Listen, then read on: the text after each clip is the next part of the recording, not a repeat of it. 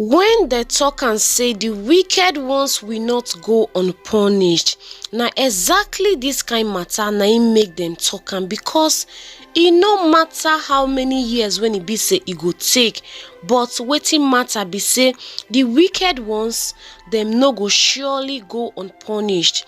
My people, una remember this matter when e be say e dey fly up and down for all social media since for the past 3 days, when e be say they can't say one copper member say he give one boy RIP because of say the boy be dey try to juguli her, but she no gree make the boy juguli her. In the process, she can't hit the boy, and at the end the boy can't get RIP because she hit the boy as a process of self-defense.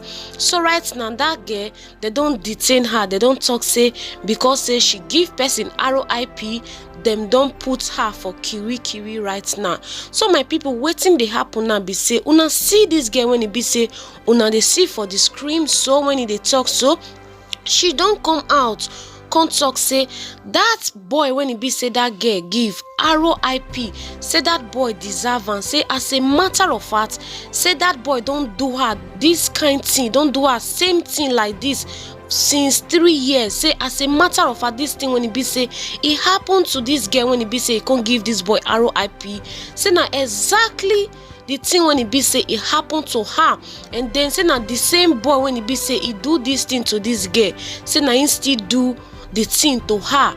So right now she don't come out, can't tell the whole world waiting happen between her and this boy when it be say they give when it be say that copper girl give RIP in the process of self-defense. Alright, so my people, I go leave the video below, make una watch am, and then make una not forget to like, comment and subscribe to this channel if today na your first time.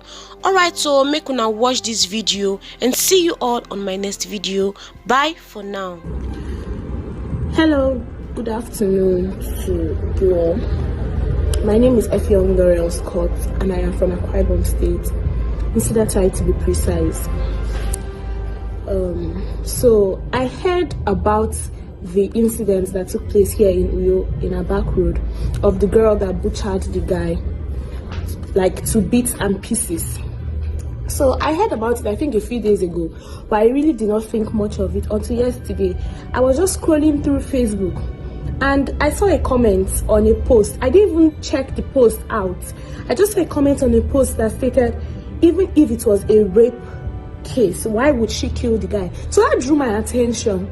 It caught my attention, and I went through the post and I saw the page, and I opened the page and I started reading through.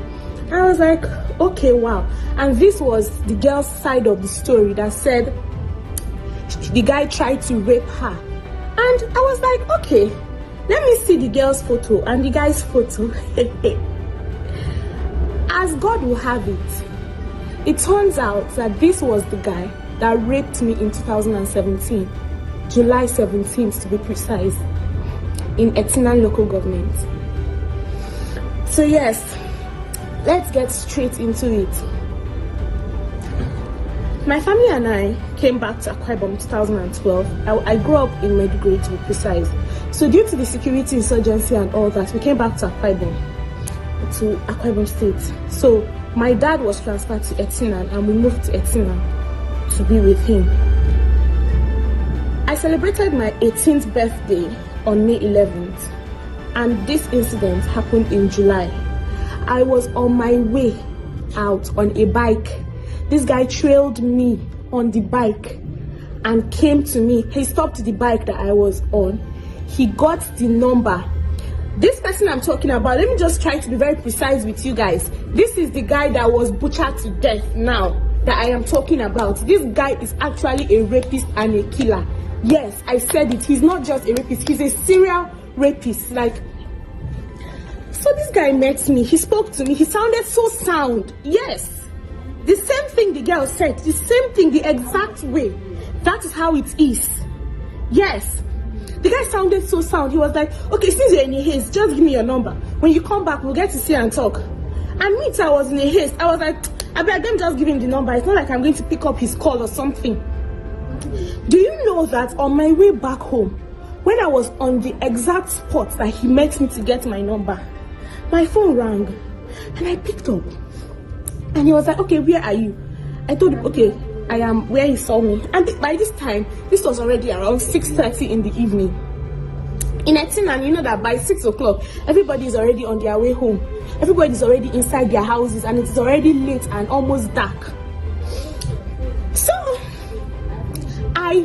he told me to stop by a particular filling station. I will be giving details. This particular filling station is called Ngozi Filling Station and it is in Etinan.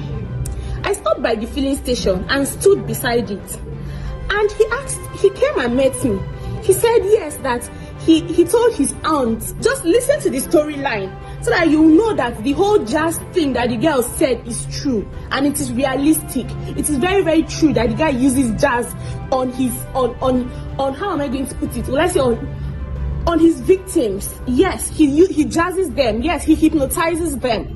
So he told me that his auntie, that he told his auntie that I was coming by to visit him. And I was like, I think maybe I was still having some sense in me at that time. And I was like, no, I cannot come to your house. I just met you. What am I coming to do in your house exactly? How did you tell your auntie that? So this guy kept on convincing me. We stood on that same spot. He convinced me and convinced me. So at the time I was like, okay, let me just waste my own time. Let me go with this guy. The road he entered, I said, taking me through, was a bush track. Yes. This road was a bush track. He took me through that road. In my mind, I was like, what are we doing here exactly? By the time we got into the compound, into the house was like a deserted place. So I got into the house, and the moment I saw it, I was like, no, I can't stay here. So I got up, I told him, oh, I'm going, don't worry, maybe I'll come back another time. I reached for the door. Lo and behold, the door was locked. As I turned my back to ask him to open the door, this guy got a machete. He got a machete and a pen knife. And he told me, in that girl's exact words, that he will rape me and kill me and nobody will know about it. And nobody will do anything about it. Yes, those were his exact words to me too. No single thing changed. No single thing changed through time. I begged as an 18-year-old. I begged, I cried. What didn't I do that day? I begged him. I was literally crying. Fine, he still had his way with me. He had his way with me, not once, twice to be precise. I got back home that night around 11 p.m. I got back home, I snuck into the house. I had my bath. I cried my eyes. I cried for days. Well, if you know me, you know that I left Etinan just a few weeks after that event. I left Etinan because of the series of events. The only person I was able to tell about this thing then was my elder sister. And I told her about it. Turns out he got to know that my elder sister knew about it. And he started threatening her from that time. And this guy's name is Akwa Jaffe. That is his name. Quote me. I am the one, Laurel, that is saying it. That is his name. This guy's name is Akwa Jaffe. He's not, I can vouch on it. I can vouch on my life that it was not that girl did not just want to murder him. Now, let me tell you guys something. When this event took place that night, when he turned his back, I saw an iron, a metallic thing. I held it in my hand, but I didn't have the mind to hit this guy with it. He now turned, he saw me with it, he was like, do you want to hit me? Oh yeah, go ahead, hit me. But I didn't have the mind to do it. But as God will have it, he met his match. He met his Waterloo. There's what my mother always says. She said, it is that thing that is sweeting you to, that is what is going to kill you. And trust me, that is what killed him. See, if you've had an experience with that guy, if that guy has had anything to do with you that was not based on consent in the past, see, this is the right time to talk and speak up. Yes, this is the right time to talk and speak up, because I know our own Akwa Ibom state government, this thing in the long run, that girl she will go to jail, because they will not think it is. Nigerian government. We know we know our policies. There is nothing like self-defense to us. Yes, nobody will take it as self-defense. And I'm so excited. I'm so excited that yes, it took 4 years before this thing, before everything came to play, before he paid for his crimes and everything, but he died a painful death. That is the beauty of it all. That is the joy of it all. Like, he did not die like a normal death. Like, okay, yes, she just stabbed him on his heart. No, he felt the pains of people that he had hurt in the past. Yes, he felt that pain before he died. Yes, and he felt it on his flesh. And I believe from the post I saw, his legs were apart. His leg was away from his body. That means she butchered him. Like, how? Like, she maimed him. Yes. And that is the joy. See, if that is this is the only thing that can save this girl at this time. This video. If you've had any experience with this guy before, if this guy has done anything to you, any form of rape to you, if you've had if you've had this experience with this guy before, with this said Akwa or Japheth, please speak up. Speak up. Yes, it was self-defense. If I had the mind to do what she did years ago, I would have done it 10 times over. Yes, because rape is not something to be joked with. It has messed with me. That particular incident that lasted for a few hours, it has messed with me. It has messed with me. I'm not his first victim, and I'm very sure I was not the last. And he definitely met his Waterloo.